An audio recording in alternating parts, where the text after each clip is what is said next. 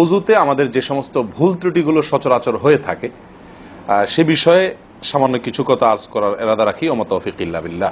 এই অজুর বিষয়ে আমাদের বেশ কিছু ত্রুটি, বেশ কিছু ভুল ভ্রান্তি হয়ে থাকে।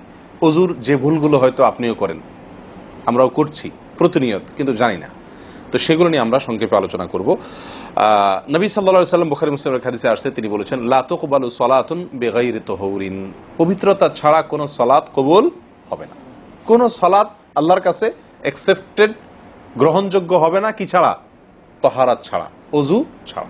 মুসলিম বর্ণিত হাদিসে আসছে, নবী সাল্লাল্লাহু আলাইহি ওয়াসাল্লাম বলেছেন, যে ব্যক্তি পরিপূর্ণভাবে অজু করবে, পরিপূর্ণভাবে অজু করবে, ভালোভাবে অজু করবে, এবং অজুর শেষে কালিমাতুশ শাহাদা যেটা আছে, আশহাদু আল্লা ইলাহা ইল্লাল্লাহু ওয়াহদাহু লা শারীকা লাহু ওয়া আশহাদু আন্না মুহাম্মাদান আবদুহু ওয়া রাসূলুহু, এই কালিমায়ে শাহাদা পাঠ করবে অজুর শেষে, এই ব্যক্তির জন্য আল্লাহ সুবহানাহু ওয়া তাআলা জান্নাতের সমস্ত দুয়ার খুলে দিবেন। প্রিয় ভাইরা, এখন আসি আমরা অজুতে কি ভুলগুলো আমাদের এমন হয় যেগুলোর কারণে আমাদের অজুর পূর্ণতা নষ্ট হতে পারে। তার ভিতরে এক নম্বরের ভুল হলো, যেটি আমাদের হয়ে থাকে অজুর ক্ষেত্রে অনেকেরই, সেটা হলো বিসমিল্লাহ পাঠ না করা। অজুর শুরুতে কি পাঠ করতে হয়? বিসমিল্লাহ। আপনি যখন হাত ধুয়ে তো অজু শুরু করবেন, দুই হাতের কবজি দুই হাতে অজু শুরু করবেন না, প্রথম কাজ, তার আগে আপনি কি করবেন? বিসমিল্লাহ। বিসমিল্লাহ বলে হাত ধুয়ে তারপর অজু শুরু করবেন। বহু লোক আছি আমরা, অজুখানায় ওই গল্প করতেছি, আড্ডা মারতেছি, কথাবার্তা বলতেছি, এই বলতে বলতে অজু শুরু করে দিছি। তাহলে বিসমিল্লাহ কখন পড়তেছি? বিসমিল্লাহটা অনেক সময় অমনোযোগিতার কারণে, অবহেলার কারণে, অন্যমনস্কতার কারণে বিসমিল্লাহটা অনেক সময় আমরা বলতে ভুলে যাই। অথচ এই বিসমিল্লাহ পাঠ করা অজু শুরুতে অনেক বিশেষজ্ঞ আলেমের মতে ফরজ। অনেকে বলেন বিসমিল্লাহ পাঠ না করলে অজুই হবে না, আপনি যদি ভুলে বাদ দেন অজু হলো না।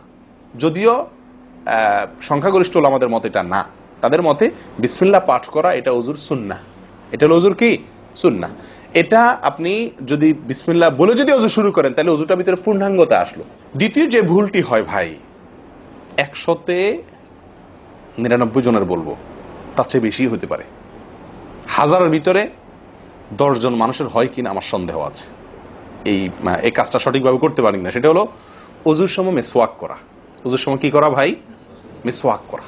এটি এত গুরুত্বপূর্ণ সুন্নাত যে নবী সাল্লাল্লাহু আলাইহি ওয়াসাল্লাম বলেছেন, বুখারীর হাদিস, লাউলা আন আশুক্কা আলা উম্মতি লা আমারতুহুম বিসওয়াকি ইনদা কুল্লি ওযু। বুখারীর হাদিস। নবী সাল্লাল্লাহু আলাইহি ওয়াসাল্লাম বলেন, আমার উম্মতের জন্য যদি কঠিন না হতো, তাদের জন্য কষ্টের কারণ না হতো, তাহলে আমি তাদেরকে বাধ্যতামূলক করে দিতাম, ফরজ করে দিতাম কি? প্রত্যেক অজুর সময় মিসওয়াক করা। হাদিস থেকে, তার বক্তব্য থেকে বোঝা যায় যে অজুর সময় মিসওয়াকের গুরুত্ব তার কাছে কত বেশি ছিল। 3 নম্বর যে ভুলটা আমাদের হয়ে থাকে সেটা হলো কুলির মধ্যে। দেখেন, প্রত্যেকটা কাজেই কিন্তু আমি একটা একটা করে আপনার দেখাচ্ছি অজুর প্রত্যেকটা কাজে আমাদের ত্রুটিগুলো হয় কিভাবে। দেখেন, কুলির সময় ভুল হয়। কি ভুল হয়? কুলিটা যেভাবে করার কথা সেভাবে আমরা করি না। হাদিসে কুলির বিষয়ে নির্দেশ এসছে, সেটাকে বলা হয়েছে মদমাদা। মদমাদা আরবি শব্দ, এটার বাংলা অর্থ হয় কুলি করা বা কুলকুচি করা বা কুলকুচা করা। এই কুলি বা কুলকুচা এটা হলো মুখের ভিতরে আপনি হাতের কষে করে পানি নিয়ে মুখে নাড়বেন, এরপরে ফেলবেন, আবার হাতে নিবেন, কিছু সময় নাড়বেন, 1 সেকেন্ড হোক 2 সেকেন্ড হোক, এরপরে ফেলবেন। এটা হলো কুলি বা কুলকুচা। আমরা বেশিরভাগ সময় এরকম করি আলহামদুলিল্লাহ। যখন ব্যস্ত থাকি, যখন হুলস্থুল থাকে, কোনো সময় কোনো কাজের তাড়া থাকে, তখন অনেক সময় আমরা কি করি? হয় কি না হয় না? মুখে নিলাম আর ঢাললাম, মুখে নিলাম আর ঢাললাম। আমি জানি না আপনাদের হয় কিনা এরকম। আমি দেখছি এরকম অনেক সময় হয়। আপনারা একমত কিনা? নিলাম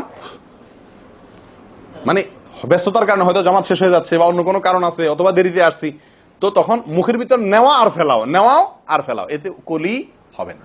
নাম্বার 4, নাকে পানি দেওয়া। দেখেন, একটা একটা করে দেখেন, প্রত্যেকটাতে ত্রুটি আছে। আল্লাহুল মুস্তাআন। নাকে পানি দেওয়া।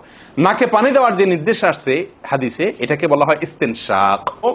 ইস্তেনশাক শব্দের মূল অর্থ হলো পানি টানা, নাকে পানি টানা। আমরা নাকে পানি টানি না, দেইও না। একটা হলো দেওয়া, একটা হলো ছিটানো, আর একটা হলো টানা। টানা হলো এ ক্লাসের অজুতে নাকে পানি টানবেন, বি ক্লাসের অজুতে নাকে পানি দিবেন, থার্ড ক্লাসের অজুতে নাকে পানি ছিটাবেন। আমি কি বুঝতে পারছি? তো তো আমরা বেশিরভাগ লোক থার্ড ক্লাসের উজু, সারা জীবন থার্ড ক্লাসের উজু করি। আপনি থার্ড ক্লাসের উজু করে আপনি জান্নাতে যাবেন? ফার্স্ট ক্লাসে থাকেও তো যাইতে কঠিন হয়ে যায়। আপনি থার্ড ক্লাসের উজু করে কিভাবে আপনি সালাতের খুলবেন, তালা খুলবেন, কিভাবে আপনি জান্নাতে যাবেন? অতএব ভাই, এই নাকে পানি দেওয়ার বিষয়ে সাবধান থাকতে হবে। দেখুন, নিয়ম হলো আপনি হাতের কোষে পানি নিয়ে নাকে ধরলেন, নাকে ধরে হালকা কি করবেন? টান দিবেন, হালকা টান দিবেন, হালকা টান। কারণ একটু জোরে টান হয়ে গেলে সেটা কি হয়ে যাবে? নাকের তালু তো উঠবে, আপনার কষ্টের কারণ হবে। শরীয়ত আপনাকে কষ্ট দিতে চায় না, শরীয়ত আপনাকে কষ্ট দিতে চায় না। আল্লাহ সুবহানাহু ওয়া তাআলা চান না আমরা কোনো কষ্টে নিপতিত হই।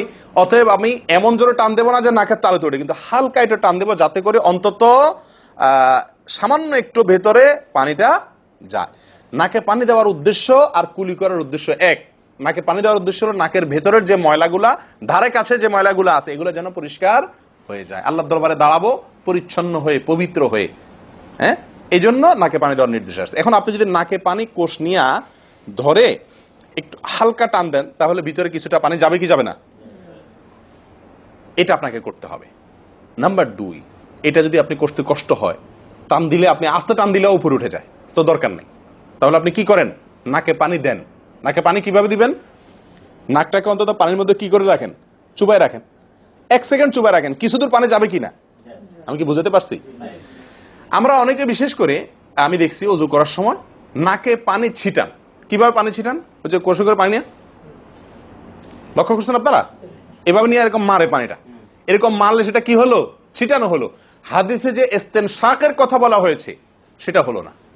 আপনি সারা জীবন ওযু করলেন, অথচ আপনার কখনো নাকে পানি দেওয়ার সুন্নাহটি আদায় হলো না। সারা জীবন, আজীবন আপনার ওযুটি হয়ে গেল সুন্নাহ ছাড়া। আরেকটি ভুল ভাই, নাকে পানি দেওয়া একটা আমল, নাক ঝাড়া আরেকটা আমল। নাকে পানি দেওয়া এটা একটা নির্দেশ, আর নাক ঝাড়া আরেকটা নির্দেশ। আমি কি বুঝাতে পারছি?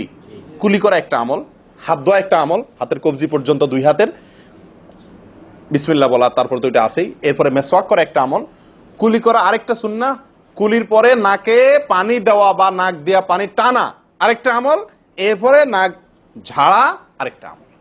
ভাই, এরপরে আসি আরেকটি গুরুত্বপূর্ণ আমল যেটি হয় না, বা আরেকটি ত্রুটি ওযুতে, সেটি হলো আঙ্গুল খেলাল না করা। ওযুতে কি না করা? আঙ্গুল খেলাল না করা। আঙ্গুল খেলাল হলো হাত এবং পায়ের আঙ্গুলের যে চিপাগুলো আছে, এই চিপাগুলোতে পানি পৌঁছানোর জন্য, পানি পৌঁছানোটা নিশ্চিত করার জন্য কি করতে হবে? এক হাতের আঙ্গুলকে অন্য হাতের আঙ্গুলের চিপায় ঢুকায়া এভাবে কি করতে হবে? একটু হালকা নাড়তে হবে, যাতে করে জায়গাটাতে, চিপাটাতে পানি গেছে এটা নিষ্কারণ। এই চিপাগুলোতে পানি নাও যেতে পারে শুকিয়ে থাকার কারণে। তা আপনি যদি একটু না দেন পানির ভিজা আঙ্গুল দিয়া, তাহলে ইনশাআল্লাহ ওখানে পানি পৌঁছানোটা মোটামুটি নিশ্চিত হয়ে যাবে। ঠিক না? ঠিক। পায়ের আঙ্গুল কিভাবে করবেন? পায়ের আঙ্গুল তো আর এক আঙ্গুল অন্য পায়ের আঙ্গুল ঢুকাতে পারবেন না। সেটা করবেন হলো, অন্য হাদিসে আসছে, এই যে কোন আঙ্গুল আছে না, কোন আঙ্গুল দিয়া সব চিপাগুলোতে কি করবেন? ঘষা দিবেন। কোন আঙ্গুল দিয়া আপনার সব পায়ের আঙ্গুল চিপাগুলোতে ঘষা দিবেন। ভাই, আমরা কজনে করি এই খেলার আমলটা বলুন তো? পায়ের আঙ্গুল, কোন আঙ্গুল দিয়া পায়ের আঙ্গুলের চিপা খেলাল করা, হাতের আঙ্গুল খেলাল করা, কজনে করি আমরা বলেন? তাহলে এই ভুলগুলো আমাদের অহরহ হচ্ছে না ভাই? আমরা কি জান্নাতে যেতে চাই না? আমাদের সালাতটা সুন্দর হোক আমরা চাই না ভাই? আমাদের এই সালাত খুব পাওয়ারফুল হোক, শক্তিশালী সালাত হোক। এই সালাতের মাধ্যমে আমি অন্যায় থেকে বেঁচে থাকবো, এই সালাতের মাধ্যমে আমি জান্নাতে যাব। এই সালাত আমাকে খাঁটি মুসলিম বানাবে, এই সালাত আমাকে আল্লাহর কাছে প্রিয় বানাবে, এই সালাত কিয়ামতের দিন নূর হবে। আমরা চাই না ভাই? এগুলো যদি চাই, তাহলে আমাকে ওযু সুন্দর করতে হবে। আর ওযু সুন্দর করতে গিয়ে এই ভুলগুলোর ব্যাপারে সাবধান হতে হবে। তাহলে আঙ্গুল খেলাল করা, পায়ের আঙ্গুল, হাতের আঙ্গুল আমরা করি না বললেই চলে ভাই। তো আজকে থেকে ইনশাআল্লাহ করব। তো ভাইয়ারা, ওযুর ক্ষেত্রে আরেকটি ভুল, এই যতগুলো ভুল বললাম এর ভিতরে বড় 2টি ভুল বলে ওযুর ভুলকে আমরা শেষের দিকে চলে আসছি। একটি বড় ভুল হলো শুকনা থেকে যাওয়া। কোনো জায়গা যদি আপনার অবহেলার কারণে শুকনা থেকে যায়, ওযুর অঙ্গগুলো যেগুলো ধুইতে হবে, তার কোনো অঙ্গ যদি শুকনা থেকে যায়, ওযু হবে? ওযু হবে না। এক ব্যক্তি ওযু করে আসছেন, নবী সাল্লাল্লাহু আলাইহি ওয়াসাল্লাম দেখেছেন তার ওযুর কোনো জায়গা শুকনা আছে, তিনি বললেন যাও আবার ওযু করো, তোমার ওযু হয় নাই। তিনি তাকে পুনরায় ওযু করাইছেন। কেন? তার ওযু সঠিকভাবে হয় না, শুকনা রয়ে গেছে।